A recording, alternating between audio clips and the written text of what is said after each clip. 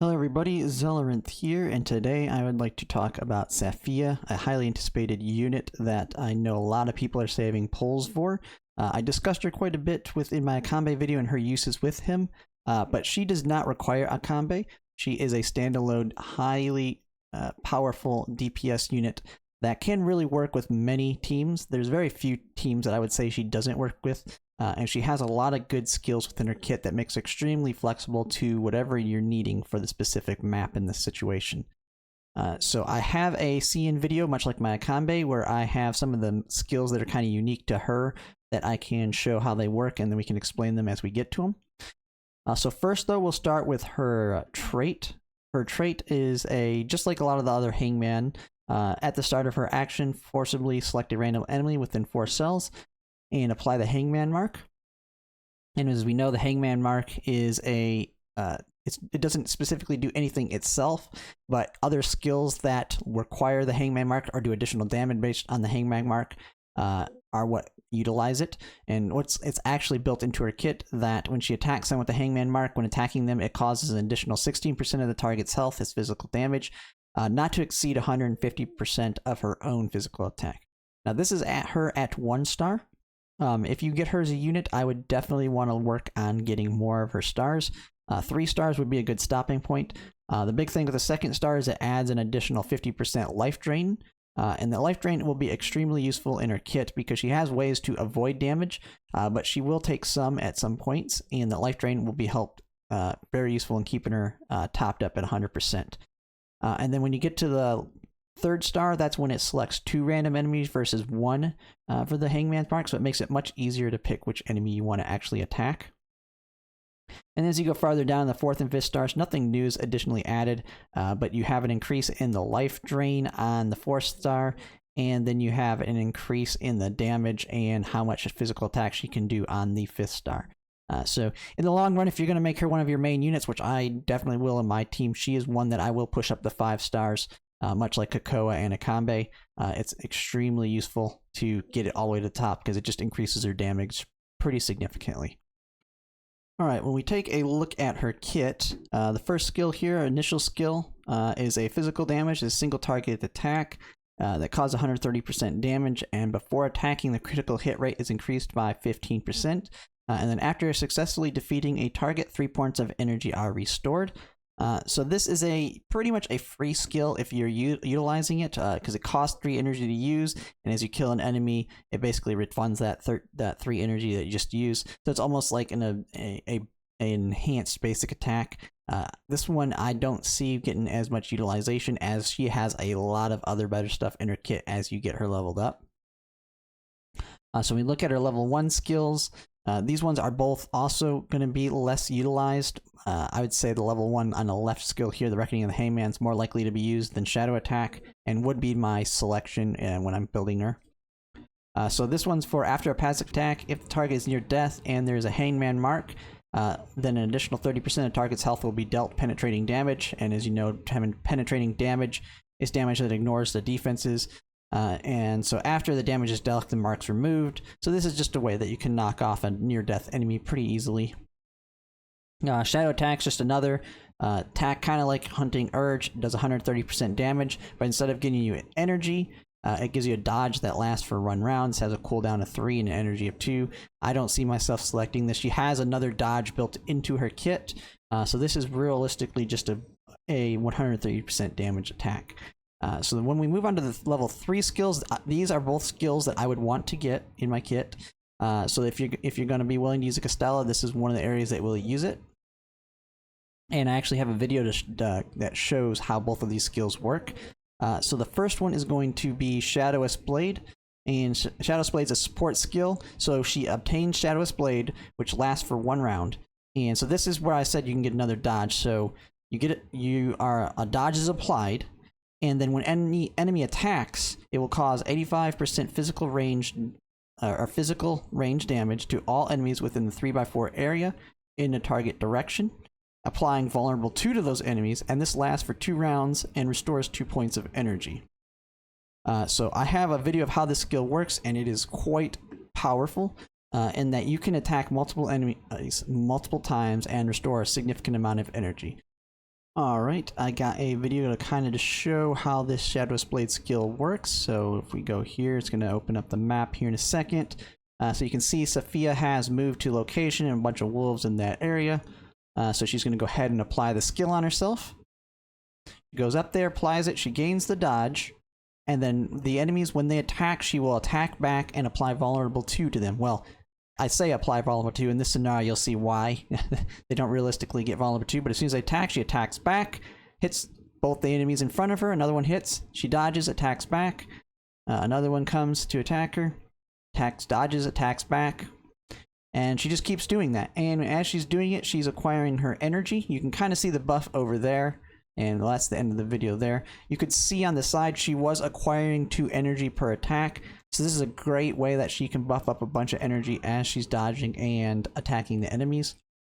An extremely powerful skill that'll be kind of main part of her kit. I pretty much see most scenarios I'd be carrying this. Now, normally the wolves are very easy to kill, so they died right off the bat. When you're fighting a lot of stronger enemies, this is a good way to actually apply vulnerable 2 to multiple enemies. And it's a very situational skill in that you want to put her in the right place to maximize the amount of enemies that she can apply it to. And it does a significant amount of damage at 85%. So this is a key component of her skill that can actually have her attack a lot. And if you take that alongside with the life drain, it pretty much can keep her alive. She gets hit, attacks back, gets her life back. Another enemy attacks, she gets damage taken. If she doesn't dodge in that case, but she can keep getting life drain. So if she has damage, she'll just get herself healed up with the life drain as she's attacking back. And then you're also applying vulnerable 2. So if you're fighting a large boss of some sort, you put vulnerable 2 on them and just increases your damage by 20%, making it much easier for your other units to come in and apply some damage as well. So if we go to the second level 3 skill, and this is another one that I would want to pick up. So this is definitely worth the Castella on her. This one is an instant. And this one is a choose any target on the map, and you change your own profession to the target's profession and obtain disguise. And this effect lasts until the next action. And so what is really cool with this skill is this one basically changes what she is. So she is a seeker, but whatever enemy she selects, she can change to what they are. So if she sees a breaker, she can make it where she's a breaker, and that means she'll actually be able to do extra damage to defenders. If there's a defender, she can change her class to defender and do more damage to seekers. So she can change to any unit type and do extra damage to them. Alright, I have the video up so you can see you have Saffiyah here, you have Raiwa, and then you have some enemies up here. So you have a defender, and you have some breakers over here. So if you watch here, she's going to use the skill here in a second. She's going to select this enemy right here. So, let me see. Actually, she's selecting she's going to select Raiwa, who's a breaker. She's going to apply breaker status to her. So she's put on the disguise. And if you look at her status here, she is now a breaker. And so this guy's a defender who was initially she was weak to. So she wouldn't have been able to do much damage to because he was a defender. But now she changed her class to Raiwa, so she's a breaker, and she's just going to come up there and one-shot them now that they're weak to it. So an overall extremely useful skill in that she can become any class. She can become a watcher, she can stay a seeker, she can become a defender, she can become a breaker. Whatever you need for the situation she can switch to, as long as there is a unit with that type. And so as you know, you're almost always going to want to bring teammates that are the weakness to the bulk of the enemies, so you're generally going to have an easier time switching to whatever you need. Not only lasts that turn, but it's extremely useful. Well, it lasts until the next action. So if you go up and she attacks and it doesn't kill them, she still stays that class. So if when it becomes their turn and they attack back, it's going to still be treated as she has a resistance to them, because she is still going to be treated as a breaker in that scenario. And so she'll be resistant to their damage. And then when it's her turn, she loses the disguise. It has a cooldown of 2. Like I said, there's units that can reduce cooldown, so you can use this on multiple turns. An extremely valuable skill. I would take both level 3 skills easily. Both of them will be key components of her kit. This one may be, the tactical adjustments might be situational to certain scenarios, but extremely useful, and I'd probably have it on most of the time. So then when we get to the reactions, this one has a fairly obvious one that I would probably select as being the main one I select. which is going to be Shadow Blade Pursuit. So this one, within 3 blocks of self, possesses the Hangman mark. Enemy proceed support attacks cause 50% physical damage. So basically, the enemy that has the Hangman mark, if anybody else attacks them, she's just going to do a support attack and do an additional 50% damage to them.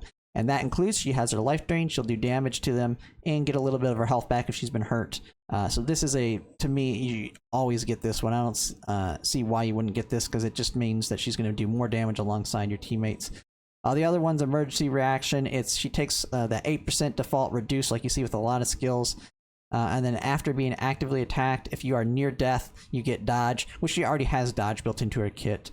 And this can take effect it takes effect once per round and lasts for 1 round. It's nothing really all that special. She's a damage dealer. She's already got a ton of stuff in her kit with the lifesteal to keep her alive. If you're playing her properly, you shouldn't ever be getting to the near-death state. So this is absolutely not needed at all. So then we get to the level 7 skills, and this is another spot where you'll actually want to get both of them. I'll say the one on the left I'd probably say is more important, but it's going to be situational. I definitely will be using Castella to get both of them, but both of these skills are going to be extremely useful to her kit. So the first one is the one that I mentioned that she has when it comes to working with Acambe.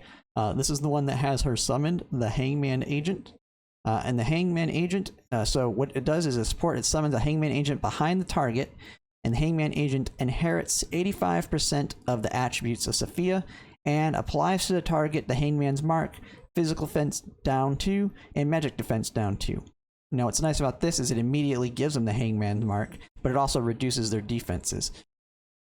Now, if we go ahead here and look at the Hangman, and this is something I forgot to do on Acambe with his assassins, but on them they have some of their own skills too, one of them being an AoE and one of them being an attack. But so here with the Hangman, they have a couple skills. These, unlike Acambe's, you can control, and they have there's 2 skills and then the basic attack. So on the first skills, get out, exchange positions with the target friendly units, so the assassin can pick one of your friendly units within their range and swap with them. So this is a good way that if you're pairing Saffiyah with somebody else that you need to get into an area, you can summon the Hangman unit, and then the Hangman unit can swap positions with them. So maybe you have Saffiyah and a Gust, and you want to get a Gust in there to do some big damage. You can have him swap with a Gust. You can have him swap with Saffiyah. You have the other one, take a bow. So this is just they'll automatically disappear after 2 turns, and when they disappear, it deals 40% range damage to all enemies in 1 circle of itself, and applies 2 level 2 debuffs. And then you have the basic attack that they have. And so I do have a video that kind of displays how they work and shows both of their skills in use. Alright, I've got the video up here ready to go. So in this scenario, for this case, they have Saffiyah here. They already have an assassin summoned, or not an assassin, their Hangman unit. So he's already summoned behind them, and she's so this is going to display the swapping ability. So they're going to have the assassin here, or the unit, the Hangman, swap with Saffiyah. That's kind of showing off the skills that he has here. And it's basically just explaining, they're explaining exactly how they work. So they're going to show, you pick it, and they just swap. Saffiyah swapped with them, so now they're here. Saffiyah's up there. And now Saffiyah, now it's showing the other scenario. Saffiyah's right here, so she's now going to summon another one. So it puts the Hangman behind them, puts the Hangman's mark, and applies the defensive downs on them. You saw their basic attack there. So they're just another unit that can come and do a lot of damage.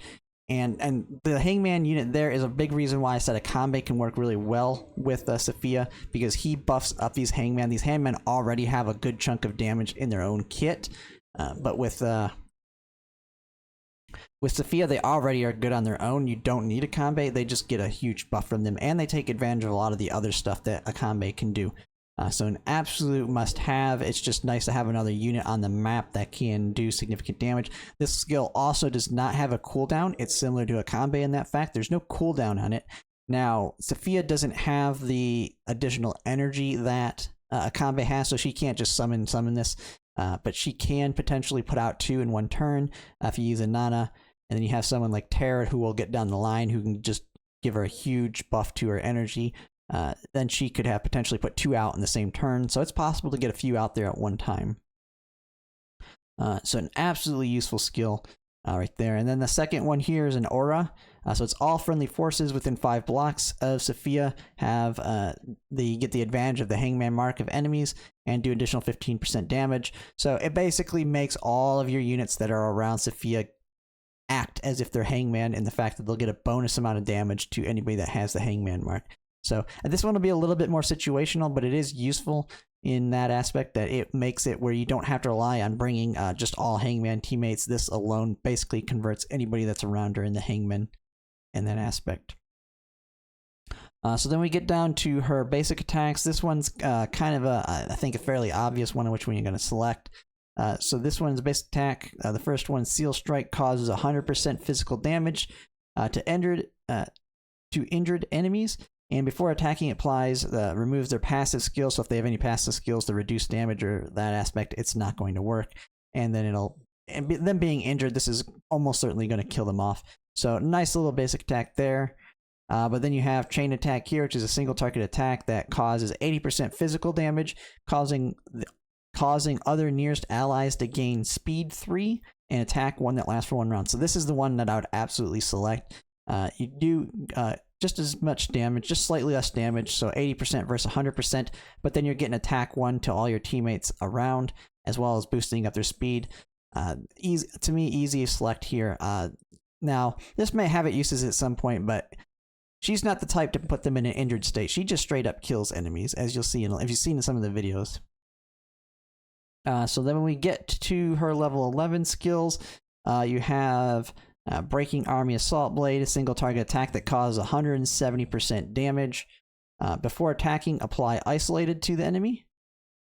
So this is a debuff, making the wearer unable to receive the aura effect from friendly units. So this one is making where they can't get aura from other units in that effect. So if this might be more useful in PvP than the PvE. I'm not sure how it works with the auras when it applies to enemies in the maps, but it does make it you can do more damage, and then it lasts for 1 round. And after causing damage, apply to the target no aid, so you're unable to heal them, and that'll last for 2 rounds. I mean, it's a big damage attack with no cooldown, so you'll be able to do this multiple times, but this is not something... a lot of her kit does not revolve around this. So I would not actually select this one. I picked the one on the right, Corrosive Weapons, and this is, I think a lot of people have seen the value in this skill because I think it's Outlaw Guard, one of the common units uses Corrosive Weapons, and this is what a lot of people have used to beat the weapon trials, and so it's a single target attack that causes 30% of health penetrating damage. After attack, apply negative attack 2 at last 2 rounds. So this would be the skill that I would pick. It's not going to get much use, but if there's ever a scenario, this can basically, Saffiyah is automatically power creeping your Outlaw Guard because this is like one of the main things in his kit, I think, that everybody's been using him for. So if you ever need that attack down 2, you have it right here with her kit. But she has all these other things. You have the Aurora, you have the Summon, you have Shadowless Blade, and you have Techno. So that's 4 skills right there that you only can fit 3. So I don't see me using either of these skills at all. But if I had to pick one, it would probably be Corrosive Weapons, and it's probably going to be in a scenario where I just need to get their attack reduced because we're taking too much damage. So overall, that is her kit. Extremely powerful, as you can see. The Shadowless Blade is the one that I think is pretty awesome in the fact that she can just keep hitting all the enemies. She's putting Vulnerable 2 on them as they're attacking her. She has dodge in this state, so she's dodging their attacks. And then, since you have Life Drain, if there is any damage that gets through, when she attacks back, she's just going to heal herself right back up. And so that's why they put her at a highly tier 0, like, can be pretty much used with any team, in the fact that she has the ability to self-sustain. And I know I've seen that there are some videos where she can solo some maps, even in the Tower of Adversity, just simply because of that attack back. So she keeps herself alive, and then she's attacking everybody that comes around her. So overall, a top tier unit, definitely one that I will be getting.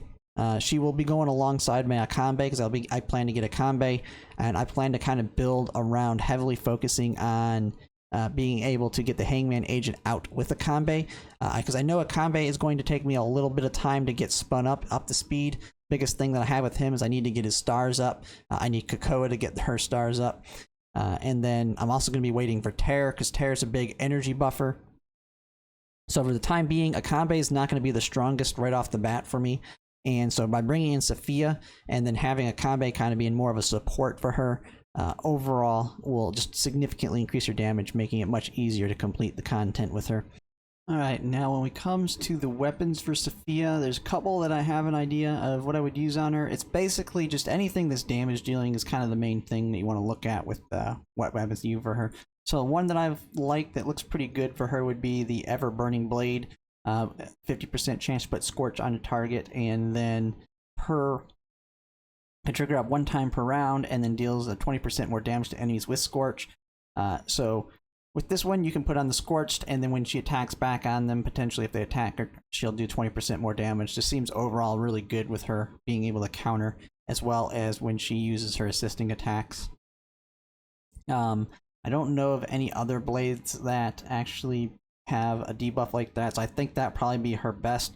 Another one that I could potentially see would be the Battle Pass sword being a second good one, because she does like that extra energy, but it's not as necessary as somebody as like Acambe. And if you're actually getting the Battle Pass, I would not pass up the staff. So I wouldn't have that at least for another 6 months. So that's one's kind of out of the question. So Everburning Blade, I think, would be the best weapon for her. And then when it comes to the weapon or the trinket, one that I like is Roaring Flint. It's just another one, does piercing damage equal to 6% of their damage. And so it does, well, 20% when you have it at 5 stars. So that one's good. But any of the damage dealing ones, so you have that one, or you can have the Arm Guard here, which does another. So this one does piercing damage as well, and this can be used up to 3 times. So basically all the damage dealing type stuff, that's the core of Saffiyah's kit. It's just do damage, go out there, do a lot of damage, be able to take the hits, well, dodge the hits, and then counterattack them. She can wipe the field doing that. Overall, a very good DPS, although she does take skill to play, so you'll have to kind of read the maps. When we get tower adversity, it's going to be built around certain conditions, as we've already seen with the current tower. So you have to build her kit. She has multiple skills that she can use, so you have to tailor her kit to the map. And then you got to think strategically of where you want to move her and place her when you use skills like tactical adjustments. So she takes a little bit of skill to use, but overall a top tier DPS, and still considered one of the best on the CN side. So I plan to kind of look probably at August next, who is the other big damage dealer that I know a lot of people are looking to get. He's just as good as Saffiyah. From what I've seen, that he actually looks like he'll be a little bit easier to use than Saffiyah, in terms of he just goes out there and does a lot of damage. But we'll kind of see there. But definitely a good unit to save for. She works within in pretty much all teams. An overall good unit. I plan to pull for her. Even if it comes back to back, if I have to go for Cocoa, then Acambe, and then Saffiyah, I will go for them back to back.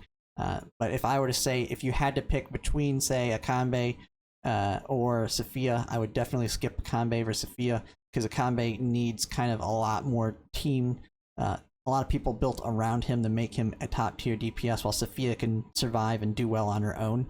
So definitely a very good unit for free to play players. So that was just some of my thoughts on Saffiyah and looking at her kit. Definitely a very good unit to pull for. I would definitely not put her above Cocoa though, just because there are tons of DPS, and Cocoa is kind of a one in. Cocoa is going to be a lot harder to power creep versus Saffiyah, but I would definitely want to get at least one main DPS, and if you like her, she is definitely one to get. And that's just my thoughts. Thanks for watching.